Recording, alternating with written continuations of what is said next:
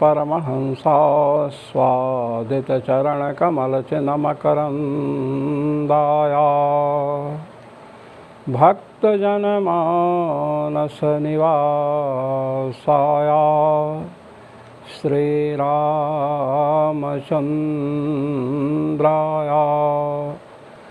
यत्र यत्र रघुनाथकीर्तनं तत्र तत्र कृतमस्तकाञ्जलिं बाष्पवारि परिपूर्णलोचनं मारुतिं नमत राक्षसान्तकम् सीतानाथसमारम्भाम्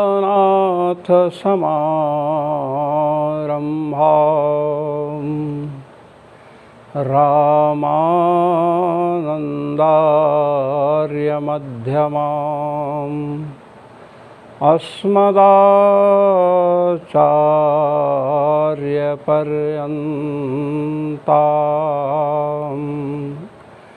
वन्दे गुरुपरम्परां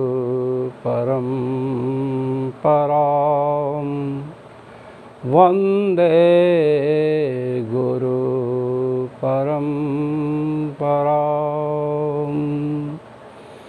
सर्वेश्वर श्रीरघुनाथो विजयते तराम्। अथ संभृत्यधिकरणम्। आज हम संभृत्यधिकरण में प्रवेश कर रहे हैं। संभृतिद्दिव्याप्त्यपि चातः संभृतिद्दिव्याप्त्यपि चातः तृतीय अध्याय के तृतीय पाद का 23वां सूत्र है। इस सूत्र का अवतरण क्यों हुआ, इस पर भगवत्पाद श्री स्वामी रामानंदाचार्य जी महाराज अपने आनंद भाष्य को प्रस्तुत कर रहे हैं। तैत्तिरीयके नारायणीयानां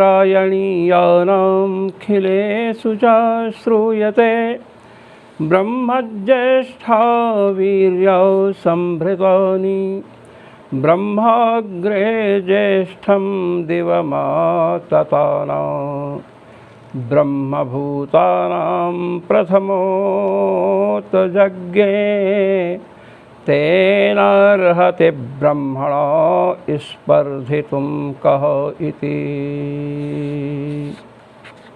कहते हैं तैत्तिरीयक में नारायणीय के खिल भाग में, अखिल कहते हैं संपूर्ण को और खिल कहते हैं अपरिशिष्ट को। परिशिष्ट भाग में कुछ रहस्य सुनाई देते हैं। वे क्या हैं? ब्रह्म ज्येष्ठ वीर्य संभृतानि। ब्रह्म ज्येष्ठा, ज्येष्ठा का अर्थ है ज्येष्ठानि और वीर्या का अर्थ है वीर्याणि। ये ज्येष्ठानि बहुवचन में है। छंदस्य बहुवचनम, इस नियम के अनुसार बहुवचन विभक्ति को अस आदेश होता है तो ज्येष्ठानि के स्थान पर ज्येष्ठाः बनता है और वीर्याणि के स्थान पर बहुवचन को जब अस आदेश हुआ तो वीर्याः बना। तात्पर्य क्या हुआ कि परमात्मा का जो पराक्रम है वह ज्येष्ठ है, अर्थात सर्वश्रेष्ठ है।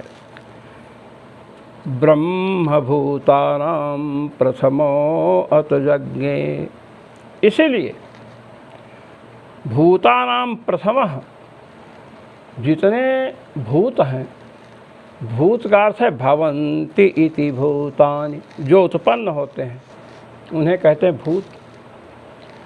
पशु पक्षी मनुष्य सरीसृप देवता इत्यादि जितने भी लोग हैं सब क्या हैं? भूत पदवाच्य हैं। भूतानां प्रथमः, भूतों में प्रथम जो ब्रह्म है, भूतों में प्रथमो यज्ञे। अब प्रथमो तो कह नहीं सकते हैं क्योंकि ब्रह्म है नपुंसक लिंग और प्रथमः है पुल्लिंग,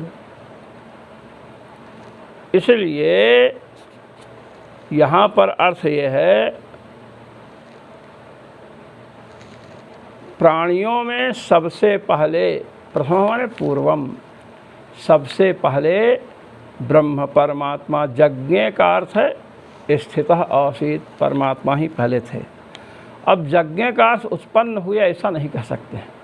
यदि ऐसा कहते हैं तो न जायते म्रियते वा कदाचिन्नायं भूत्वा भविता वा न भूयः सत्यम ज्ञानमनंतम ब्रह्म। ब्रह्म को सत्य, ज्ञान और अनंत अविनाशी बतलाया गया है। सदैव सौम्य इदमग्र आसीत्, सृष्टि के पहले भी परमात्मा थे, तो सृष्टि के पहले भी थे, सृष्टि काल में भी हैं, और सृष्टि के बाद जो प्रलय आएगा उस समय भी रहेंगे। इसलिए यज्ञ का उत्पन्न ये नहीं कर सकते हैं। निर्गुणम निष्क्रियम, परमात्मा को निर्गुण निष्क्रिय कहा गया है, तो उत्पत्ति रूपी क्रिया उनमें संभव नहीं है। परमात्मा त्रिकाला बाधित है, तीनों कालों में, भूत भविष्यत वर्तमान, इन तीनों कालों में, भूत काल में था, वर्तमान काल में है और भविष्यत काल में रहेगा। इसलिए यज्ञ का अगर उत्पन्न हुआ कहेंगे तो उसके पहले नहीं था, ये सिद्ध हो गया, तो श्रुतियों से विरोध होगा। इसलिए यज्ञ माने आसीत्। तेन अर्हति ब्रह्मणा स्पर्धितुम कह, तेन कह ब्रह्मणा सह स्पर्धितुम, परमात्मा के साथ स्पर्धा करने वाला कौन हो सकता है? परमात्मा की श्रेणी में आने की इच्छा, संकल्प करने वाला कौन हो सकता है? अर्थात कोई भी नहीं हो सकता है। अत्र संशय, कहते यहाँ पर संशय है क्या? किमेषां संभृति दिव्याप्त्यादि गुणानां सांडिल्यादि ब्रह्म विद्या सुपसंहारः आहोस्वित तदगुणकमिदम उपासनांतरम इति। कहते हैं यहाँ पर संशय हो रहा है। कहे संशय आपको बहुत होता है, देखिए संशय होना आश्चर्य की बात नहीं है। संशय होने के पश्चात जो अपने संशय को जीवित रखते हैं, संशय को समाप्त करने की चेष्टा नहीं करते हैं, प्रयास नहीं करते हैं, तो संशयात्मा विनश्यति, संशयात्मा का विनाश हो जाता है। इसलिए यहाँ पर जो संशय है वह हम प्रस्तुत कर रहे हैं। यहाँ पर परमात्मा के संभृति दिव्याप्त्यादि गुण कहे गए हैं। संभृत माने सबको धारण करने वाला है परमात्मा। पृथ्वी, जल, तेज, वायु, अंतरिक्ष,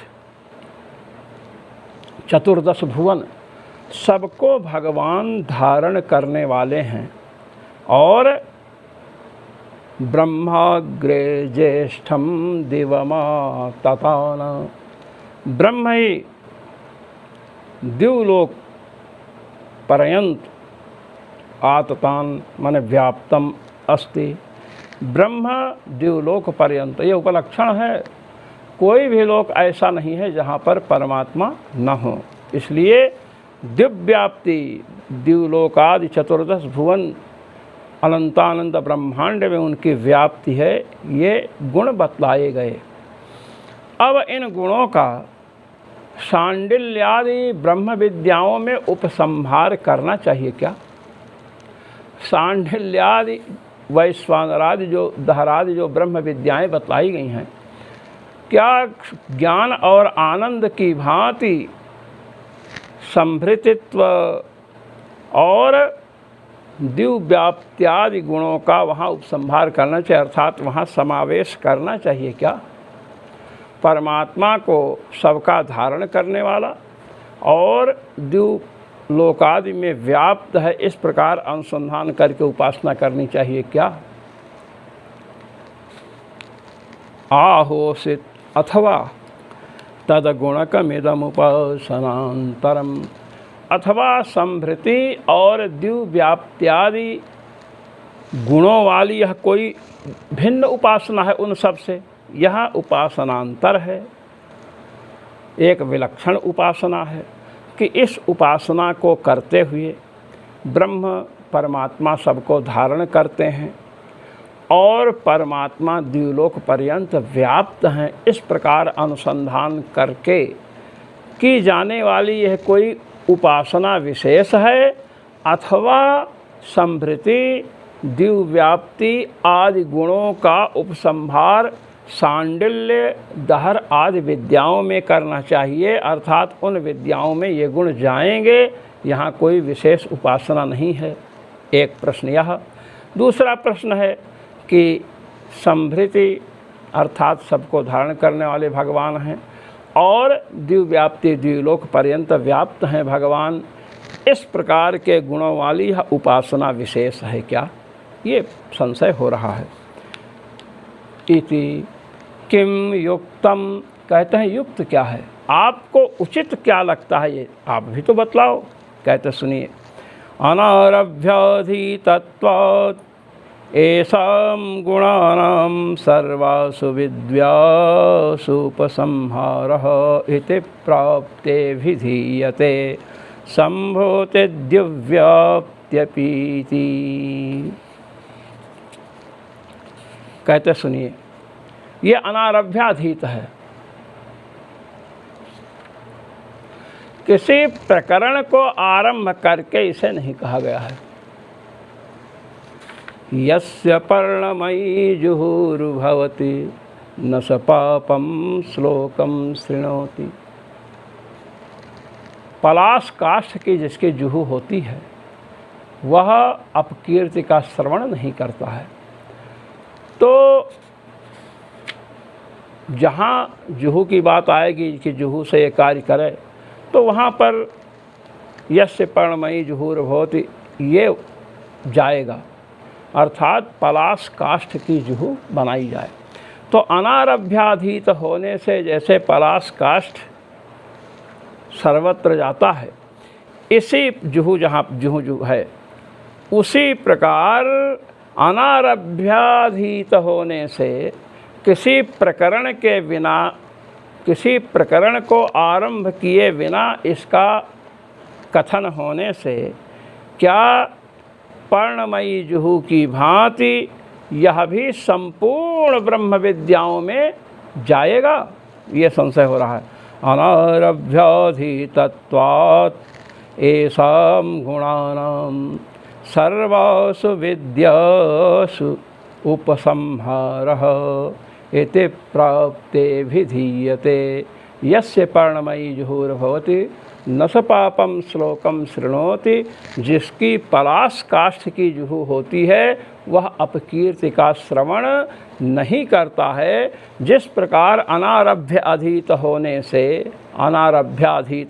से पर्णमयित्व सब जगह गया, जहाँ जहाँ जुहू है सब पलाश काष्ठ की बनाई जाती है, इसी प्रकार अनारभ्याधीत होने से संभृति व्याप्त्यादि जो गुण हैं ये क्या संपूर्ण ब्रह्म विद्याओं में जाएंगे, जाना चाहिए अनारभ्याधीत होने से पर्णमयी जुहू की भांति। कहते हैं जब ऐसा पूर्व पक्ष प्राप्त हुआ तो कहते हैं संभृति द्युव्याप्त्यपि चातः। ये सूत्र प्रस्तुत हुआ। संभृति द्युव्याप्ति समाहार द्वंद्व। कहते हैं द्वंद्व समास हुआ है। संभृतिश्च द्युव्याप्तिश्च, ये संभृत द्युव्याप्ति, जैसे रामश्च श्यामश्च हरिश्च केशवश्च हरिकेशव, वैसे समाहार द्वंद्व।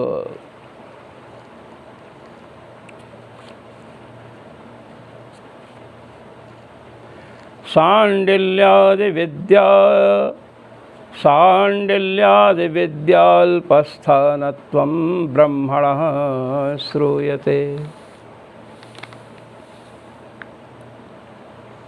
जैसे पाणिपादम है,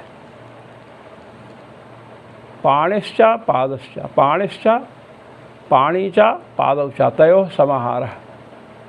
वैसे यहाँ पर संभृतिश्च दिव्याप्तिश्च तयोः समाहारः, इस प्रकार समाहार द्वंद्व है। कहते हैं आपने शंका की थी कि संभृति और द्युव्याप्ति इत्यादि जो गुण हैं, क्या ये सांडिल्य दहर वैश्वानर आदि ब्रह्म विद्याओं में जाएंगे? पहला पक्ष आपका था। पर्णमयी जुहू के समान, जैसे पर्णमयित्व सर्वत्र जुहू में जाता है, इसी प्रकार अनारभ्य अधीत होने से इन्हें भी जाना चाहिए। संभृति दिव्याप्ति आदि गुणों को जाना चाहिए सर्वत्र ब्रह्म विद्याओं में। उस पर ये कह रहे हैं सांडिल्यादि विद्यासु अल्प अस्थानत्वं ब्रह्मणः श्रूयते। कहते सुनिए, सांडिल्य विद्या हो चाहे धर विद्या हो, इसमें परमात्मा अल्प स्थान, छोटे स्थान में रहता है, ये बात बतलाई गई है। अब दहर विद्या में दहर स्थान हृदय पुंडरीक, तो हृदय कमल लघु स्थान है, अंगुष्ठ परिमित स्थान है, तो अल्प स्थान परमात्मा का श्रूयमाण है। और यहाँ पर क्या कहा गया? ब्रह्माग्रे ज्येष्ठम देवमा ततान, ब्रह्मदेव लोक पर्यंत व्याप्त है। तो अंगुष्ठ परिमाण वाला जो हृदय है, उसमें निवास करने वाले जो परमात्मा है, उनका अंगुष्ठ परिमित स्थान श्रूयमाण है। और यहाँ पर दिव्याप्ति दिवलोक पर्यंत परमात्मा व्याप्त है, ऐसा श्रूयमाण है। तो सांडिल्यादि विद्या में ये गुण कैसे जा सकते हैं? क्योंकि वहाँ अल्प स्थान है, तो अल्प स्थान वाले का बृहत स्थान वाले से विरोध है। जो अल्प होगा वह बृहत नहीं होगा, और जो बृहत होगा वो अल्प नहीं होगा। वही बतला रहे हैं, सांडिल्यादि विद्यासु अल्प स्थानत्वं ब्रह्मणः श्रूयते। अत्र तु आकाशादिवीर्य द्युव्याप्तित्वेन्महास्थानत्वं तस्य श्रूयते। कहते हैं यहाँ पर जो बतलाया गया कि ब्रह्म का पराक्रम सबसे विलक्षण है, ज्येष्ठ है। अपने लोगों का पराक्रम सहायकांतर सापेक्ष है। कोई राजा पराक्रम दिखा रहा है तो सेना के साथ दिखा रहा है। हम लोगों का पराक्रम साधन सापेक्ष है। अब देखिए, हम लोगों को कोई कार्य करना हो, किसी मकान का निर्माण कराना हो, या कुंभकार को घट का निर्माण करना है, तो उसे दंड चाहिए, चक्र चाहिए, सब वस्तुएं चाहिए, मिट्टी चाहिए। और परमात्मा को इतने स्थावर जंगमात्मक विशाल जगत की रचना करनी हुई तो न तो मिट्टी खोजना पड़ा, न जल खोजना पड़ा। तदैक्षत बहुश्याम प्रजायेय, परमात्मा ने संकल्प किया, और संकल्प करने मात्र से स्थावर जंगमात्मक अनंतानंत ब्रह्मांड की सृष्टि हो गई। तो बतला रहे हैं कि परमात्मा का पराक्रम सबसे श्रेष्ठ है, और परमात्मा द्विलोक पर्यंत व्याप्त हैं। तो ये बता रहे हैं, अत्र तु आकाशादि वीर्य, आकाश आदि को धारण करते हैं, आकाश आदि को धारण करते हैं, और उनका वीर्य पराक्रम विशेष को कहते हैं। पराक्रम विशेष का नाम वीर्य है। ज्ञान शक्ति बल ऐश्वर्य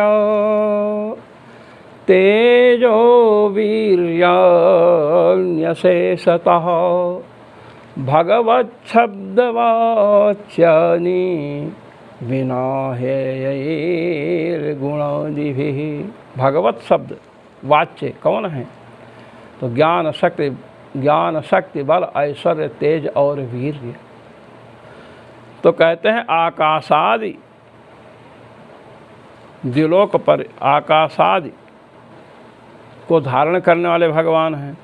विलक्षण पराक्रम भगवान का है, द्युलोक पर्यंत व्याप्त हैं। तो ये जो सूर्यमान है ये तो महास्थान है, जो द्युलोक पर्यंत है वो तो महान स्थान है। आकाशादि सबको धारण करने वाले हैं, विलक्षण पराक्रम है। तो यहाँ महास्थान परमात्मा का श्रुत हो रहा है, सुनाई दे रहा है। और सांडिल्य तथा दहर आदि विद्याओं में परमात्मा का अल्प स्थान सुनाई दे रहा है। तो जो अल्प स्थान है उसका महास्थान से विरोध है। कोई कहे तो इनका तो रहने का स्थान बड़ा छोटा है, तो बहुत छोटा स्थान है तो बहुत बड़ा कैसे हो जाएगा? और जिसका बहुत बड़ा स्थान है उसका छोटा कैसे हो जाएगा? तो जिस प्रकार अल्पत्व और महत्व में विरोध है, वही स्थिति यहाँ है। सांडिल्य दहर आदि विद्याओं में परमात्मा का अल्प स्थान श्रुत है, इतना बड़ा स्थान श्रुत है, अंगुष्ठ परिमित इतना बड़ा, और द्युलोक पर्यंत महान स्थान है। तो अल्प स्थान में उपास्य जो परमात्मा है उसको बतलाने वाली जो दहर सांडिल्य आदि विद्याएं हैं उनमें इन गुणों का उपसंहार नहीं किया जा सकता है, यह बात बतलाई गई। अतः स्थान भेदात् अनारभ्याधीतानामपि तेषां सांडिल्यादि विद्यासुनोपसंहारः। भगवत्पाद श्री स्वामी रामानंदाचार्य जी महाराज कह रहे हैं कि अब सांडिल्य दहर आदि विद्याओं में तथा ये जो यहाँ पर बताया गया है नारायणीय के खिल भाग में, परशिष्ट भाग में कि ब्रह्म ज्येष्ठ वीर्य संभृतानि ब्रह्माग्रे ज्येष्ठम दिवमातताना ब्रह्मभूतानां प्रथमोतजज्ञे तेन रहति ब्रह्मणो स्पर्धितुं कहो। यहाँ जो ब्रह्म का स्वरूप बताया गया द्युलोक पर्यंत व्याप्त है, सबको धारण करने वाला है, तो इसका महान स्थान है, बहुत बड़ा स्थान बताया गया। और सांडिल्यादि विद्याओं में परमात्मा का अल्प स्थान बताया गया है। तो अल्पत्व और महत्व का विरोध है। तो अल्प स्थान बोधिकाएँ जो विद्याएं हैं उनमें इन महत्वादि गुणों को नहीं ले जा सकता है। द्युव्याप्ति संभृति इत्यादि गुणों को वहाँ नहीं ले जा सकते हैं। इसीलिए अनारभ्याधीत होने पर भी पर्णमयित्व के समान, जैसे पर्णमयित्व का समस्त जुहू में उपसंहार होता है उसको ले जाते हैं, वैसे ही यहाँ पर इसको नहीं ले जा सकते हैं। वहाँ पर कोई विरोध नहीं है, यहाँ पर विरोध है, इसलिए अंगों का नयन वहाँ नहीं कर सकते हैं, बाध हो जाएगा। तेषां सांडिल्यादि विद्या सुनोपसंहारः, इसलिए सांडिल्य दहर आदि विद्याओं में इन गुणों का उपसंहार नहीं होगा। किंतु संभृत्यादि गुण विशिष्टम उपासनांतर में वेदम इति। तो कहे इससे यह है कि इन गुणों को दहर आदि विद्याओं में ले नहीं जा सकते हैं, इसलिए संभृति विलक्षण वीर्यत्व और द्युलोक पर्यंत व्याप्ति, इन गुणों से विशिष्ट परमात्मा की उपासना यहाँ एक विलक्षण बतलाई जा रही है। यह विलक्षण उपासना है, विशिष्ट उपासना है, ये सिद्ध किया गया। इति श्री आनंदभाष्ये संभृत्यधिकरणम। इस प्रकार आनंद भाष्य में संभृत्यधिकरण पूर्ण हुआ। जो मनीषी महानुभाव ब्रह्मसूत्र पर जगतगुरु स्वामी श्री रामानंदाचार्य जी महाराज द्वारा प्रणीत आनंद भाष्य का पठन पाठन श्रवण मनन निध्यासन करते हैं, उन सभी महानुभावों को सर्वेश्वर श्री रघुनाथ जी की ओर से अनंत आशीष और मेरी ओर से सादर सप्रेम। जय श्री राम।